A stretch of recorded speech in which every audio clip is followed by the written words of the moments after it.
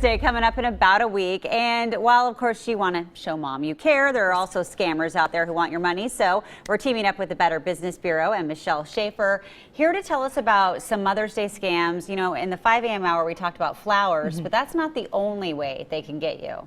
No, absolutely. And in fact, we like to adorn our moms apparently for Mother's Day to the tune of about $4.2 billion is what's expected according to the National Retail Federation. And so if you're going to buy jewelry, you'll want to look out for a few things, especially if you're looking at investment pieces. Jewelry can be, as we already all know, extremely expensive. Right. You'll want a comparison shop. You just will. You'll want to look at what other stores, whether they're online, whether they're brick and mortar, have to offer, what they have to say. You'll also want to really arm yourself with a lot of information before you buy, again, either online or set yourself into a store. Yeah. We have, Better Business Bureau has referenced the Jewelers of America as a guide in the past whenever buying jewelry. They will offer information about buying precious stones, diamonds, metals, platinum, gold, whatever you're thinking of buying. But arm yourself with a lot of information and also a lot of questions. A lot of questions when you go in and you're going to buy.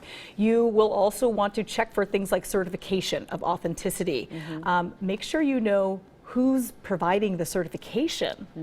You know, there's really very few legitimate places where you can get actual certification for jewels. The Gemological Institute of America is one. Is one of those places. Those are things to look for. And then real quickly, I want to ask you about those e-cards, because those are real popular, but those can lead to scams too, and malware and Yes, absolutely. And during holidays is where you're going to see these things pop up. So because everyone loves a gift, you know, if it's in electronic form or if it's a physical form, but people are going to be tempted to open something. So there are tricks that scammers will use to try and infect your computer with really dangerous malware that can actually take private information off of your computer.